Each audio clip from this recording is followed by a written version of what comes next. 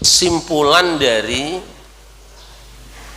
beberapa ayat ini, di mana Allah menetapkan bahwa orang yang diangkat menjadi rasul untuk memimpin umat adalah orang dari kaum itu. Kalau bahasa sekarang mah pribumi asli.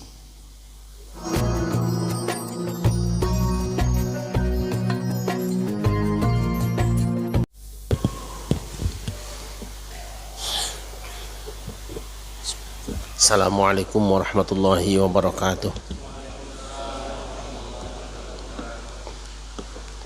Alhamdulillahi haqqa hamdihi wassalatu wassalamu ala sayyidina Muhammadin khairi ibadih wa ala alihi wa ashabihi wa man tabi'ahu min ba'dih. Amma ba'du.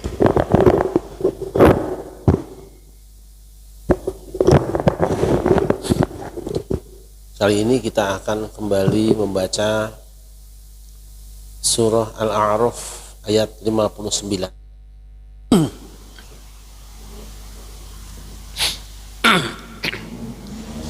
A'udzu billahi minasy syaithanir rajim.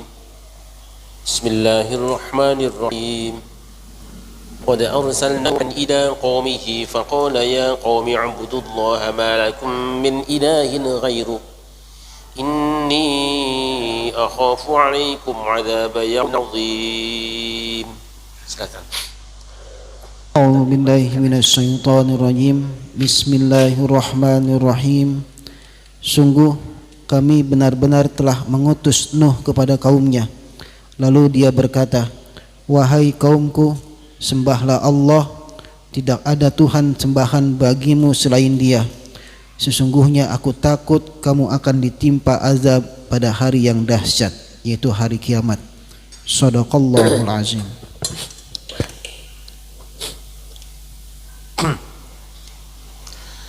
Ayat ini menyampaikan beberapa poin. Yang pertama, potongan laqad arsalna nuhan ila qaumih. Sungguh kami telah mengutus Nuh kepada kaumnya. Nya ini kembali kepada Nuh.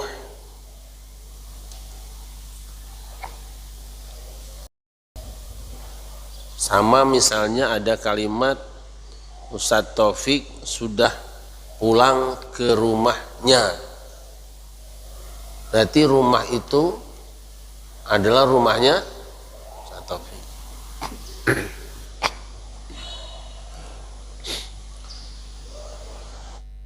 Kata arsalna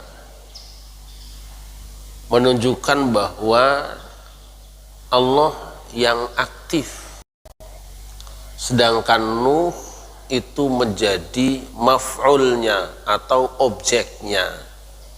Di dalam pembicaraan itu ada subjek, ada objek, ada predikat. Allah subjek, Nuh objek. Berarti dalam pengangkatan Nabi Nuh itu hasil kerja Nuh atau takdir Allah, kehendak Allah, bukan karepnya Nuh. Apa yang kita tangkap? Pertama, jangan berambisi untuk menempati satu jabatan. Orang trimo ing pandum.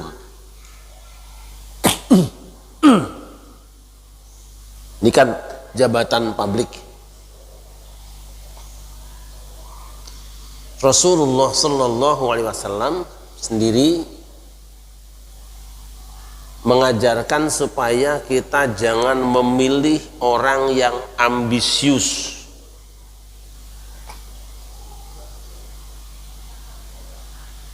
Itu pesan yang pertama. Pesan yang kedua, berarti Allah sebagai subjek dan Nuh sebagai objek, mengisyaratkan bahwa kedudukan, nasib, jabatan seseorang itu hakikatnya adalah sudah ditetapkan oleh Allah, sudah ada SK sebelum diumumkan. Supaya apa? Supaya manusia nanti kalau sedang memproses sesuatu kemudian gagal, tidak kecewa, move on. Sekarang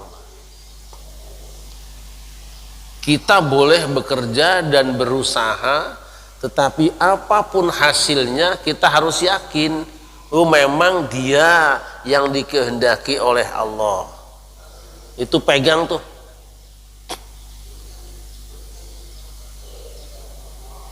Ini kalau semua calon lurah punya pikiran seperti ini, meyakini seperti ini, insya Allah perjalanan menuju pemilihan lurah sampai terpilihnya seseorang jadi lurah adem semua.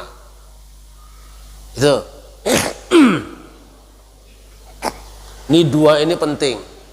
Satu, jangan ambisius. Kedua, sadar. Sebab apa? Kalau ambisius biasanya suka berusaha bekerja keras segala cara, yang penting tujuan tercapai. Bahaya. Itu adalah berangkat dari ambisi. Yang kedua, kalau orang tidak yakin bahwa semua kang tumibo maring kabulo, itu bahasa Jawanya. Apa yang terjadi pada seorang hamba itu, jika orang tidak meyakini bahwa apa yang terjadi pada hamba termasuk dirinya itu sudah ketetapan Allah, dia akan banyak sikap yang tidak baik. Satu, menuduh orang lain tidak jujur. Yang kedua, dia tidak terima, terus tidak terima. Dah. Tiga, pada kata Nuhan ila qaumihi ini mengisyaratkan bahwa manusia itu akan terbagi-bagi menjadi beberapa kaum. Kaum ini, kaum ini, kaum ini, kaum ini. Ingat, dalam bahasan-bahasan yang sudah, manusia itu nanti terbagi. Kalau mau jelas lihat kembali surat Al-Hujurat ayat 13. Kita ulang lagi itu. Surat ke-49 ayat 13.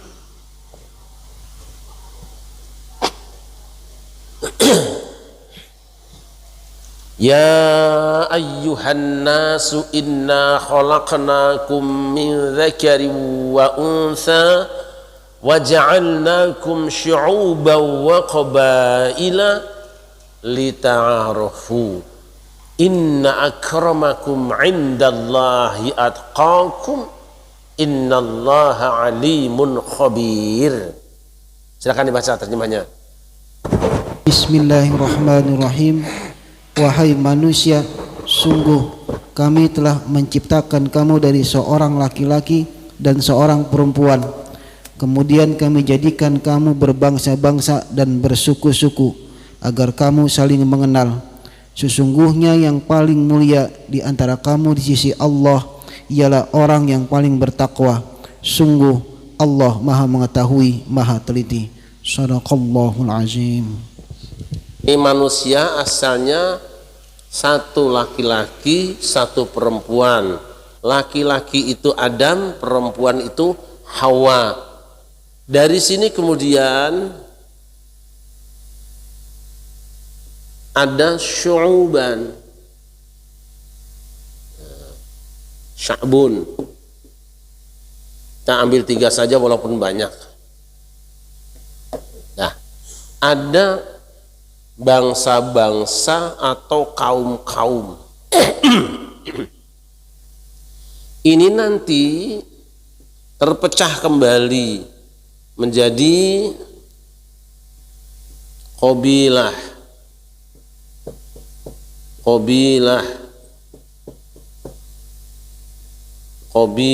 nah,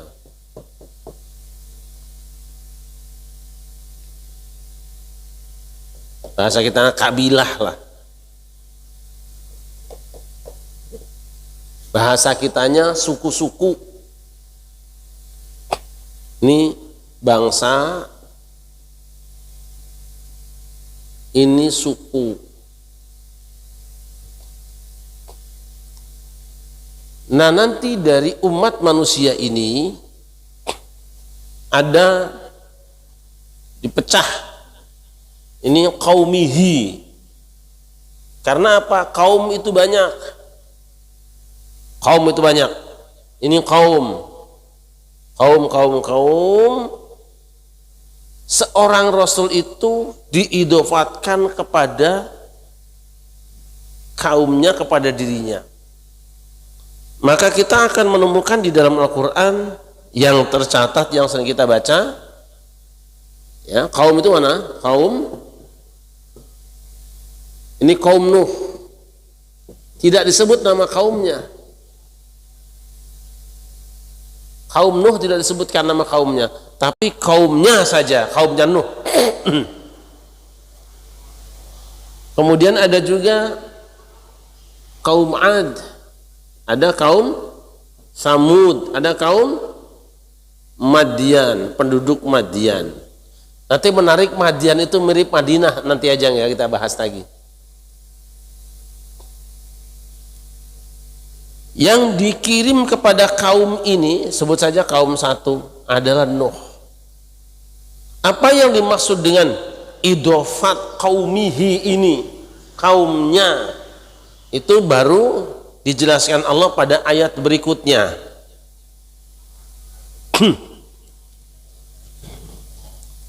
Silakan kita lihat ayat 65. Masih surah Al-A'raf, nanti di surat Hud juga ada, surat yang lain juga ada. Wa ila 'adin akhahum huda qala ya qaumi ibudullaha ma lakum min ilahin ghairuh afala tattaqun. Silakan dibaca terjemahnya. Bismillahirrahmanirrahim.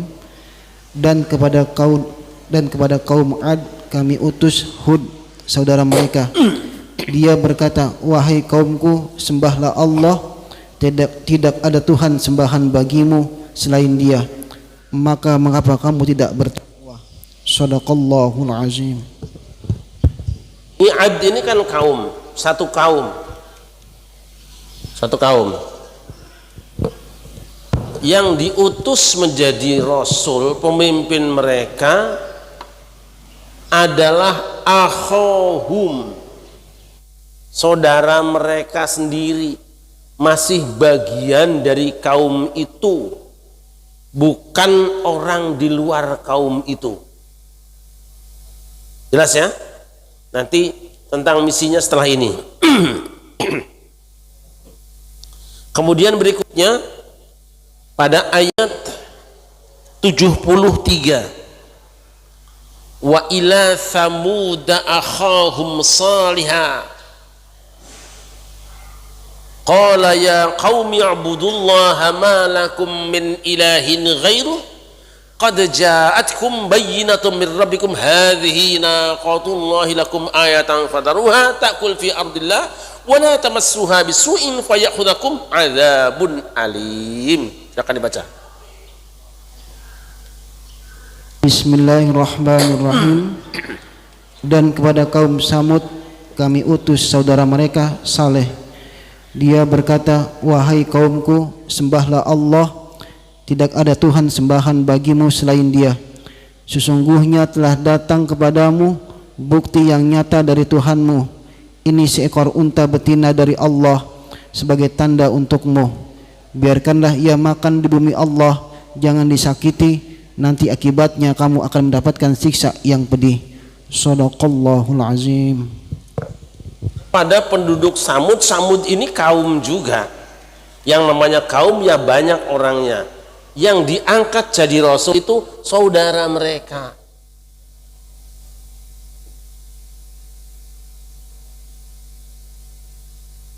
Bukan orang lain loh. Kemudian penduduk Madyan, wa ila madyana akhahum syu'aiba. Itu ada pada ayat 85. Silakan dibaca.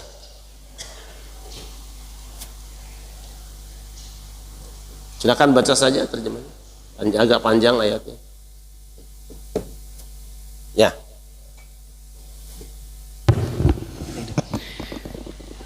Bismillahirrahmanirrahim.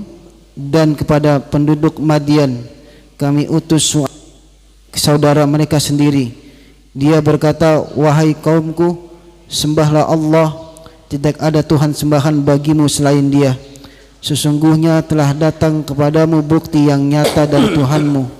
Sempurnakanlah takaran dan timbangan, dan jangan kamu merugikan orang sedikit pun. Janganlah kamu berbuat kerusakan di bumi setelah diciptakan dengan baik. Itulah yang lebih baik bagimu jika kamu orang beriman. Shadaqallahul azim. Simpulan dari beberapa ayat ini, di mana Allah menetapkan bahwa orang yang diangkat menjadi rasul untuk memimpin umat adalah orang dari kaum itu. Kalau bahasa sekarang mah pribumi asli. Makanya para pendiri bangsa dulu ketika menyusun Undang-Undang Dasar 1945, ketetapan tentang presiden pada pasal 6 ayat 1 kalau tidak salah itu, presiden dan wakil presiden adalah warga negara Indonesia asli. Ya, jelas ya? Ada aslinya kan? Tapi pada tahun 2002 kalau tidak salah, karena tuntutan reformasi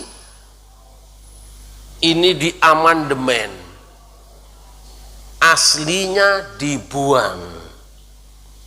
Kalau begitu yang sesuai Quran yang dulu apa yang sekarang? Nah ini, begitu kata aslinya dibuang, maka orang tidak boleh lagi bicara ini pribumi, ini pendatang, gara-gara dibuang kata asli. Itu memang semangat reformasi, tetapi untuk semangat keindonesiaan, kira-kira lebih baik yang dulu apa yang sekarang? Nah itu dulu nah. Kalau orang kelurahan Susukan, lurahnya aja orang Susukan. Kalau bisa DKI Jakarta ya gubernurnya orang Betawi. Cuma masalahnya kan Jakarta ini sudah metropolitan, Betawinya tinggal berapa orang. Makanya saya termasuk orang yang suka ngobrol dengan teman-teman Betawi, jangan lu pergi, tungguin kampung lu. Yang sedih daerah apa namanya, setelah Selipi sono apa namanya, Tomang, ada masjid yang orang Betawinya pergi udah kosong, gak ada jamaahnya, karena yang datang itu bikin komplek di situ kebanyakan non muslim. Kenapa harus pribumi asli, harus orang kampung itu asli? Nah, kita lihat surah Ibrahim ayat 4.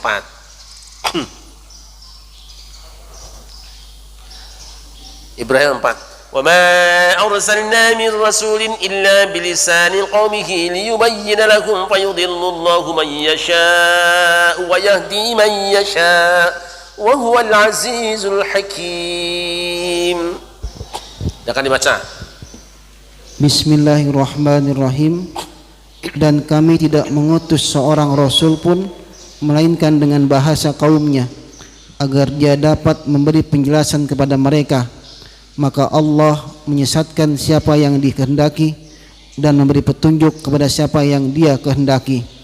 Dia yang maha perkasa, maha bijaksana. Shallallahul azim. Kenapa harus penduduk asli atau pribumi asli?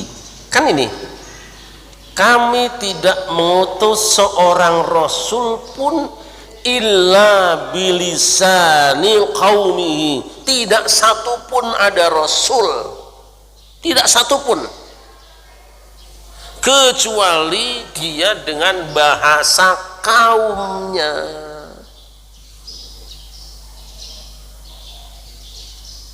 Harus mengerti bahasa kaumnya.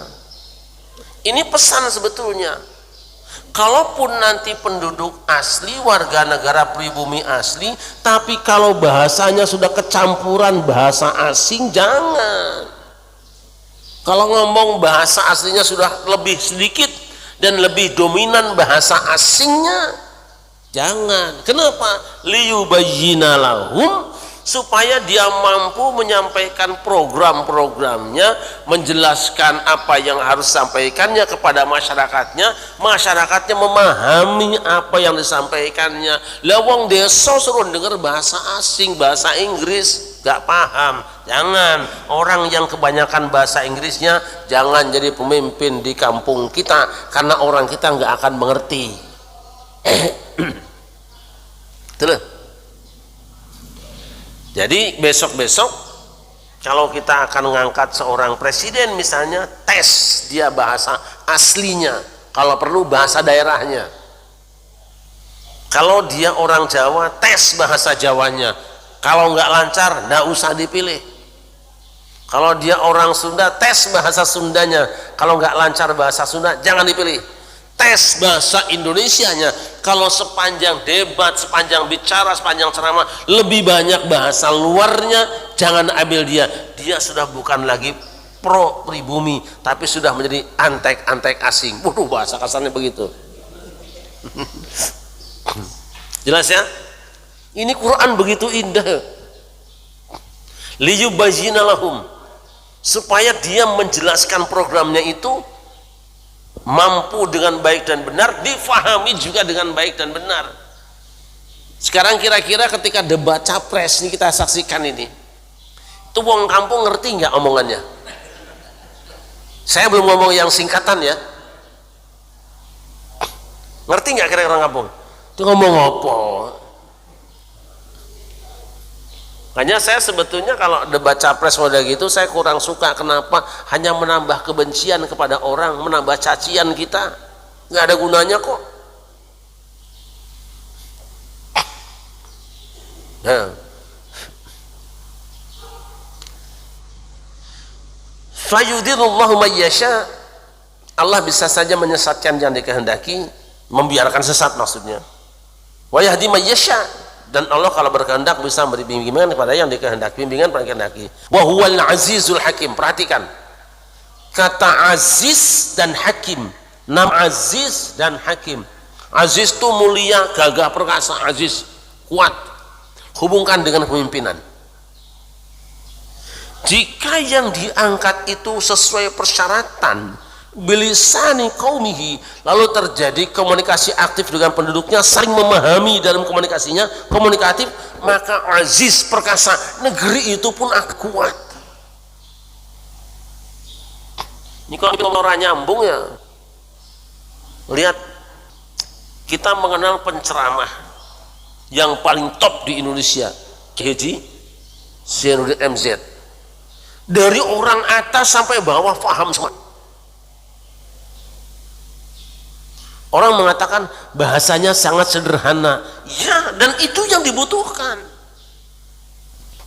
Sekarang murudan disuruh yang ceramah itu misalnya Profesor Dr. Rocky Gerung, nggak nyambung orang, bahasanya kebanyakan asingnya. Kalau ditakdirkan dia masuk Islam kan, dia ngerti yang sederhana itu. maka orang semua menerima dakwahnya Mas. Dan mungkin ini salah satu kemenangan Pak Harto. Di mana saja beliau berbicara selalu menggunakan bahasa Indonesia yang baik dan benar, walaupun ada yang yang kurang pas barangkali ya, itu diberikan sekolah daripada ini atau dibiarkan ada kennya, itu kan kiroat lah gitu. Kayak orang Betawi, biarin aja. Tapi beliau utuh menggunakan bahasa Indonesia. Saking ingin menjaganya keindonesiaannya, di PBB pun dimanapun Pak Harto menggunakan bahasa Indonesia. Sampai ada orang mengatakan nggak ngerti bahasa Inggris dibandingkan kue, jauh. Beliau pintar bahasa Inggrisnya, tetapi tidak dipergunakan karena itu tadi. Nah, kita rindu pemimpin yang memang bisa menggunakan bahasa Indonesia dengan baik dan benar, dijaga betul. Nah, buat Al-Hakim yang maha bijaksana dan kebijakannya mengandung hikmah. Yang paling bijak itu mengangkat pemimpin adalah orang yang mengerti betul bahasa kaum itu,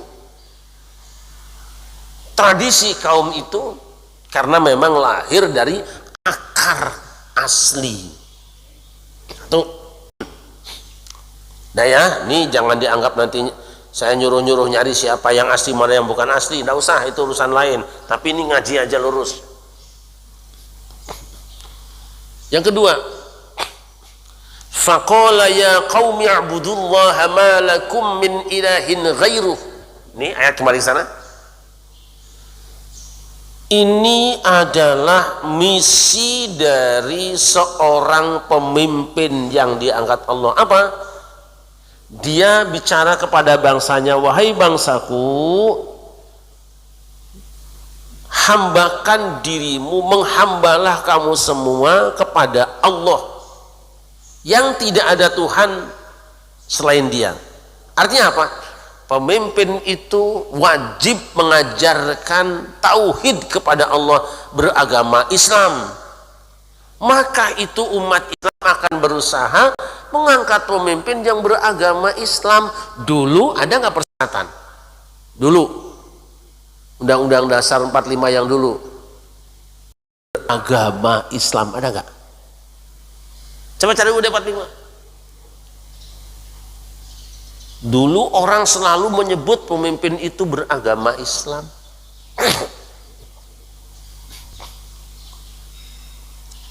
Tapi awas, jangan difahami bahwa pemimpin yang beragama Islam itu pokoknya Islam kata kelompoknya, tidak usah. Selama dia muslim, maka dia layak jadi pemimpin. Tapi masalahnya tanggung jawabnya, berani nggak mengajari umat tauhid? Dia harus bertauhid. Ini adalah misi. Jadi satu, pribumi asli, kedua beragama Islam. Udah ini aja, nggak usah banyak-banyak. Sekarang mulailah kita, ketika ada pilihan lurah, pilihan bupati, cari yang memenuhi kriteria ini dulu. Cukup kan, usah banyak-banyak aja mah. Kira-kira dari ketiganya ini, tiga calon pasangan ini, ada nggak yang memenuhi ini? Atau semuanya memenuhi syarat ini? Silahkan. Tapi saya pernah memprediksikan dulu tahun 2019 kan, saya ngomong nanti 2024 ABC. Silahkan cari sendiri maknanya. Ternyata benar 3 kan? Kalau gitu saya dukung. Nggak ada dukung-dukungan saya mah. Pokoknya pilih sendiri. Kan ada ciri-cirinya. Kalau buah pisang yang bagus, cirinya kayak apa? Ini saya tanya orang rumah sakit nih. Pisang yang bagus itu ya kalau bisa matang pohon, tidak lepas dari tangkainya, dan masih segar, kan gitu. Nah, kita cari aja. Orang mau milih merpati, ya ini. Mau merpati warna apa? Warna hitam. Yang bagus kayak apa? Cari. Yen kue milih merpati warna hitam, pertama ketika dipegang bodinya tuh ngaret. Itu loh, tanya orang merpati kalau nggak percaya. Itu pertama dulu. Sebelum dipegang, dibentangkan sayapnya, bulunya kecil-kecil tapi rapet, tebel. Ya. Kemudian dipegang jepret, paruhnya jepret, matanya agak masuk ke dalam, kemudian cilok emas atau moto Jowo. Sebelum itu loh, sebelum dipegang, kemudian sayapnya diluruskan dengan ekornya. Kalau jaraknya antara sayap dengan ekor dekat, ini bagus. Tapi kalau agak jauh, dia nggak bisa tinggi, tapi cepat. Sebelum kalian melihat kakinya basah apa kering, pertama-tama ketika ambil burung merpati hitam, kalau yang bagus pegang dulu, pegangannya ngaret, beda dengan yang putih. Dah, itu dulu dah. Kalau ada orang ngomong kayak gitu, bukan nyuruh beli burung dia, bukan. Bahwa dia mungkin punya burung seperti itu, tapi lain urusan. Ini saya jelaskan, seperti itu burung yang bagus. Gitu. Nanti kalau ada orang tanya lagi, marmer yang bagus kayak apa? Biasanya tembus, ini baterai tembus sinar. Misalnya kebetulan Ustadz Taufik punya, bukan berarti dia nyuruh orang beli punya dia, bukan. Tapi ketahuilah bahwa meja marmerku ini bagus, yang kue pingin bagus, cari yang model ini tipenya. Jelas ya? Nah, udah gitu aja lah.